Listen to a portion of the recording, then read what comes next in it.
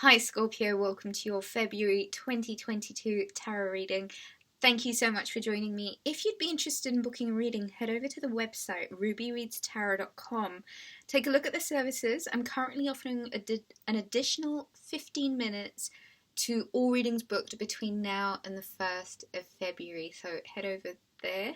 So, right off the bat, 1st of February, Happy Lunar New Year, Happy Chinese New Year to all celebrating. This is the year of the Black Water Tiger, generosity, ambition, fierceness, passion, drive, tranquility and calmness. This really is going to be one of those years that's full of a lot of abundance, a lot of natural flow, and generally a lot of luxury and joy. So, on the 14th, Mercury re-enters Aquarius. And this is really good because Mercury does like being in Aquarius because it's quite fun, eccentric, quirky. Things become interesting at this point. Think about being inventive, new ways of doing things in your life, how you can perhaps start a new trend, all of the fun things. On February the 16th, this is super extravagant. It's the full moon of the year. It's the full moon in Leo.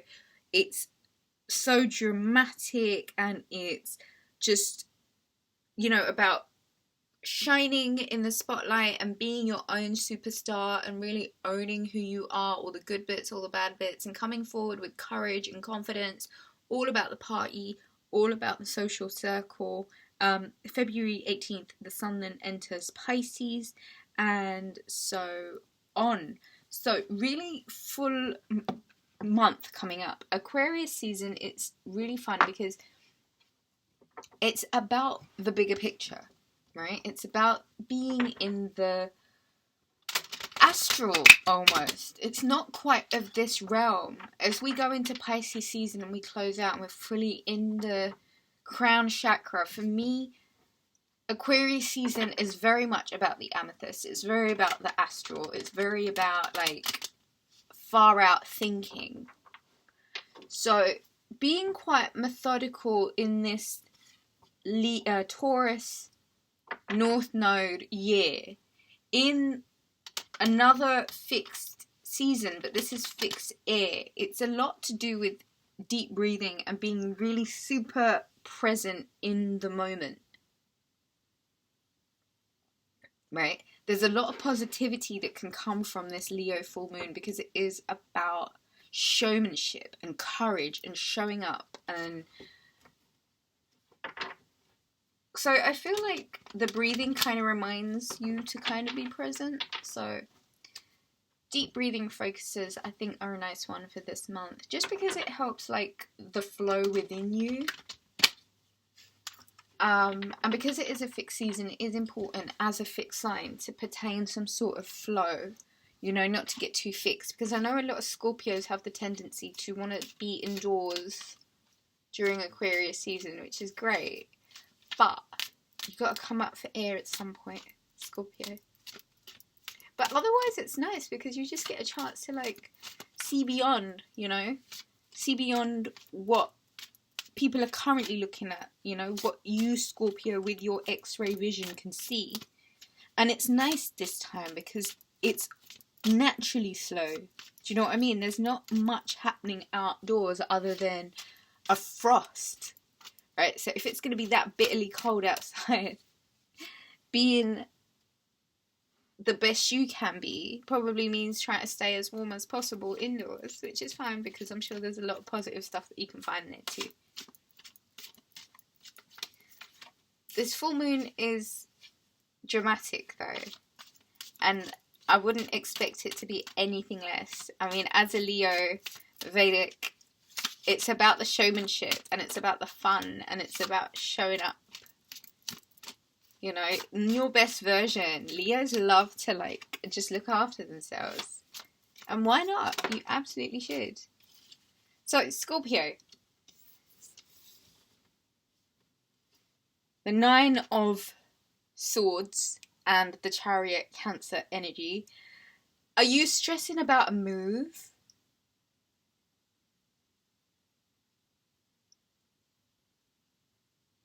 Okay.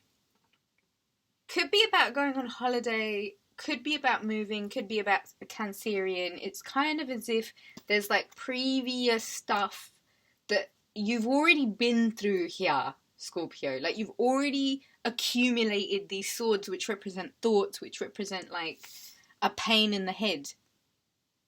And so it's almost like grabbing life by the reins a little bit, fine.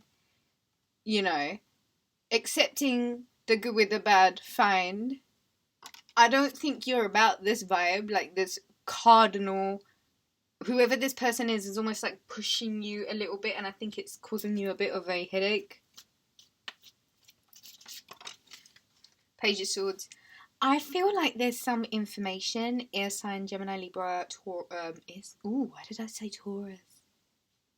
Gemini, Libra, Aquarius. Someone's going to come forward with some sort of gossip or information or something that is going to shed a bit of an interesting light to the situation. I feel like this is Mercury going into retrograde a little bit also, where information does become a lot more frivolous and there's more of it. People tend to be a lot more chattier when the Mercury is in Aquarius. I think you are very slowly and steadily, but very sure-footedly, headed towards a very, very happy family contentment outcome, Scorpio.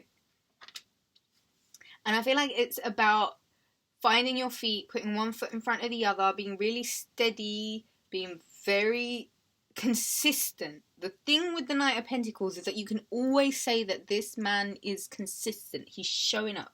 He might do it on his own terms. He might do it in his own way, but he's going to make sure that he's got his base, he's got his footing, he knows what he's talking about.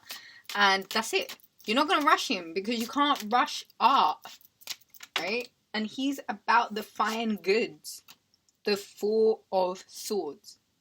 I think you don't want to be rushed. I think you got things that you need to focus on. And I think you need to take a break, Scorpio. And I think that your rest in this season, and I've said it to you, every single Aquarius season, every single Mercury retrograde, make sure you're getting enough sleep. It does not matter if you're sleeping 10 hours a day, as much as your body needs, and make sure you're sleeping on time and making sure that you're getting enough hours. Don't push yourself in this season. It's not about that. It's about being still. Slow and steady. And the Chariot card might mean you need to take some initiative on something. And yeah, it's about measuring out the pros and the cons, Scorpio, but it's more so about you knowing that you're in charge of this ship. Like, I'm head bitch here, kind of thing. Ooh, that's a story, Scorpio. I'm curious to see the bottom of the deck here. Oh, someone's bringing you flowers and chocolates and romance, and they want to love you.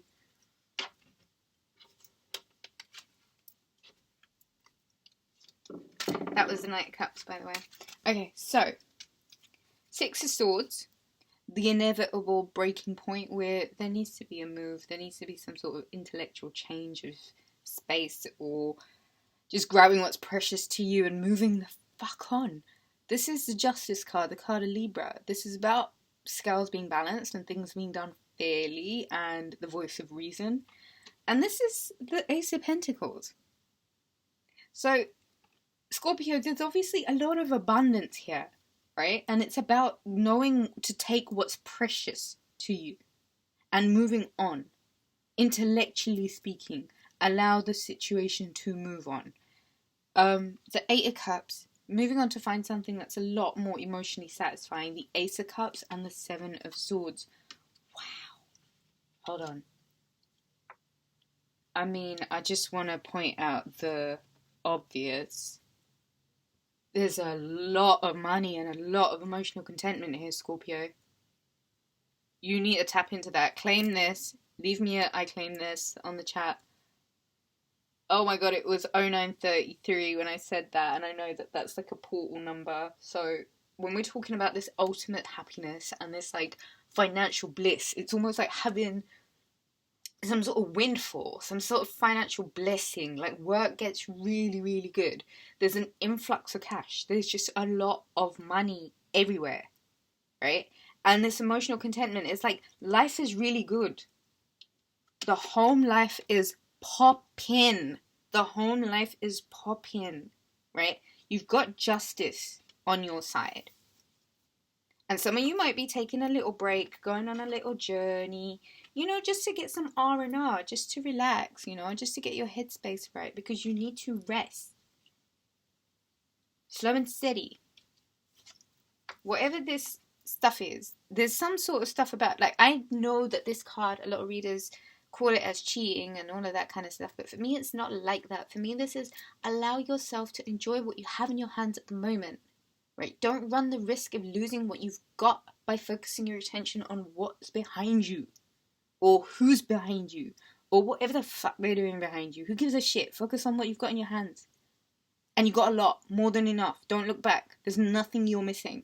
Because if you had more, those little fingers of yours, they'd come right off. So enjoy what you have. Life is bliss. It's so good. Life is so freaking good.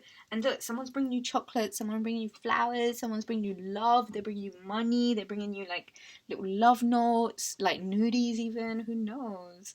The world is your oyster. Claim this shit, Scorpio. I love you. To book a reading, visit rubyreadstarot.com. Mwah! East London's finest.